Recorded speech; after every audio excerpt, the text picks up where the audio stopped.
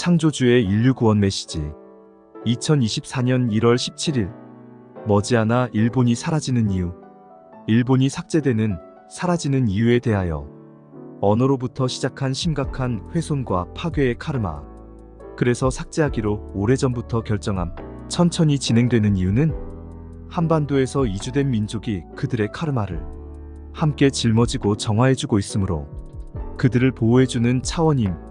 또 하나의 반전 이유는 천천히 고통스럽고 공포스럽게 돌려받는다. 일본에서 메신저와 채널러가 나오지 못하는 이유는 그들의 언어 때문이다. 그들의 언어는 한자를 근간으로 하여 한글을 더 쉬운 형태로 보이나 저급한 에너지며 교란이다. 그동안 여러 예언자가 머지않아 일본이 침몰한다고 예언해왔다. 아버지 창조주께서 보내주신 메시지에도 일본이 삭제된다고 적혀있다. 일본이 사라지는 것을 천상계에서는 삭제라는 단어로 표현한다. 그동안 일본이 사라진다는 예언만 무성하게 있었지 어떤 예언가도 그 이유를 명확하게 밝히진 못했다. 그러나 아버지 창조주께서는 머지않아 일본이 사라지는 이유를 알려주셨다. 한자를 근간으로 하여 한글을 더 쉬운 형태로 쓰이는 그들의 언어가 심각한 언어 훼손을 저질렀다는 것이다. 언어에는 민족의 얼과 혼이 담긴다. 언어가 그만큼 중요하다는 뜻이기도 하다. 그런데 일본어는 저급한 에너지 자체다. 일본인들의 생각과 마음, 정신을 교란했다고 보면 된다. 민족의 얼과 혼이 담겨있지 않다고 보는 게 정답일 것이다. 언어는 너무나 중요하다. 천상계에서 인류에게 허락한 두 가지 꿈, 언어와 화폐 가운데 하나다.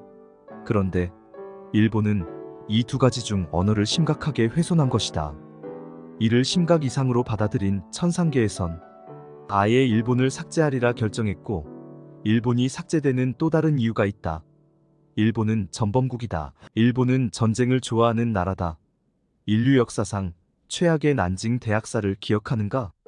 과거 중일전쟁 발발 당시 일본 군부는 강도, 강간, 방화, 살인 허락이라는 지시를 내렸다. 이에 따라 난징에 발을 들인 일본군들은 그곳 남녀노소를 가리지 않고 끔찍한 만행을 저질렀다. 다른 나라를 침략해 무력으로 뺏으려 한 전례는 헤아릴 수 없이 많다. 일본은 전쟁을 통해 얻는 수익이라는 명분을 내세워 전쟁을 일으켰다. 과거 일본군은 생화학 전문부대를 운영한 바 있다. 그들은 그곳에서 수천 명의 중국인을 대상으로 끔찍한 생체 실험을 하기도 했었다. 중국은 당시에 일본군 생화학 무기에 30만 명 이상의 국민이 처참하게 살해당한 것으로 추정하고 있다. 당시 일본군은 사람을 죽일 수 있는 변종균들을 개발해냈다고도 한다. 어떻게 하면 쉽고 빠르게 사람들을 학살할 수 있는지 연구한 것이다. 과거 일본은 수십만 명의 아시아 여성들을 자국 군인들의 성노예로 희생시켰다. 전쟁이 끝날 때까지 성적 착취와 폭행, 살인을 일삼았다. 천상계에선 오래전부터 일본을 없애리라 결정했다. 천상계에서 일본은 사라진 나라와 다를 바 없다. 그럼에도 불구하고 아직 지구상에 일본이 존재하는 이유가 있다. 아버지 창조주께선 과거 일본군에 끌려가 그곳에서 사는 우리 선조들이 그들의 카르마를 함께 짊어지고 정화해주고 있기 때문이라고 하셨다. 억울하게 일본으로 끌려간 우리 민족의 후예들이 그들을 보호해주고 있다는 차원으로 받아들이면 되겠다. 2019년 8월 18일자 남도일보에서 최혁 기자는 조선에서 약탈한 도자기 기술, 일본의 칼이 되다라는 제목의 특집 기사를 썼다.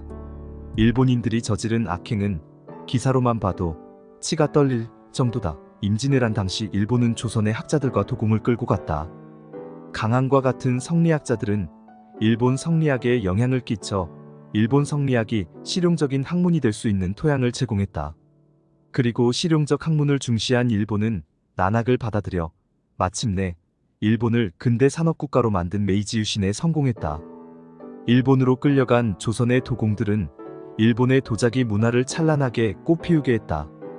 일본의 도자기들은 유럽으로 불티나게 팔려나갔다. 그리고 일본을 경제대국으로 만들게 했다. 도공들은 도자기만 잘 만들어낸 것이 아니었다. 가마를 만들어 불을 다루는 기술은 차츰 일본의 윤광로, 제조기술 수준을 높여 제철 산업이 비약적으로 발전하는 계기가 됐다. 서양과의 무역으로 막대한 부를 축적한 일본은 조선 도공들이 지닌 야철 기술과 가마축조 기술을 더욱 발전시켜 대포와 군함을 만들었다. 그리고 이것들을 청일전쟁과 러일전쟁에 사용했다. 결과는 모두 일본의 승리였다. 일본은 조선에서 절대적 영향력을 가지게 됐고 결국 조선은 일본의 식민지가 됐다. 일본이 강제로 강화도 조약을 체결한 1876년부터 광복을 맞은 1945년까지 일본은 조선을 철저히 유린했다. 칠천량 해전에서 승리한 일본군은 육군과 수군을 동시에 전라도로 진격시켰다. 지금의 경남 고성에 있던 시마즈 요시히로 부대는 구례 석주관을 돌파한 뒤 남원성 공략에 나섰다. 시마즈 요시히로 부대가 휩쓸고 간 곳은 남원, 장성, 영광, 한평, 무안, 나주, 강진, 해남, 완도, 진도 일대다. 시마즈 부대는 수많은 인명을 살상해 코를 베어가는 한편 각종 문화재와 값진 물건들을 노략질했다. 임진, 정유재란 기간에 도요토미 히데요시는 전투부대 외에 특수임무를 띈 6개 부대를 운영했다. 도서, 공예, 포로, 금속, 보물, 축부의 6개의 약탈 전담부대가 그것이다. 도서부는 조선의 서적과 책자를, 공예부는 조선의 전통 공예품과 공장을, 포로부는 조선의 젊은 남녀를, 금속부는 병기 및 금속 예술품을, 보물부는 금은보화와 진귀품을, 축부는 가축 포획을 전담했다. 일본이 지금껏 사라지지 않은 이유를 듣고 나자 나는 너무나 소름이 끼쳤다. 또 하나의 반전 이유는 천천히 고통스럽고 공포스럽게 돌려받는다. 일본인들은 매일같이 지진과 화산 분화에 대한 불안과 두려움을 안고 살아간다. 이젠 거기에 나라가 언제 침몰할지 모른다는 공포까지 더해졌다. 아버지께선 일본에는 천상계로부터 메시지를 받는 메신저나 채널러가 없다고 말씀하셨다. 그 이유는 언어로부터 시작한 심각한 훼손과 파괴의 카르마 때문이라는 것이다. 이 말씀을 듣고 나는 카르마가 얼마나 무서운지 실감하게 되었다. 개인의 카르마를 넘어 국가의 카르마는 국가 전체를 사라지게 만드는 원인이 될 수 있기 때문이다.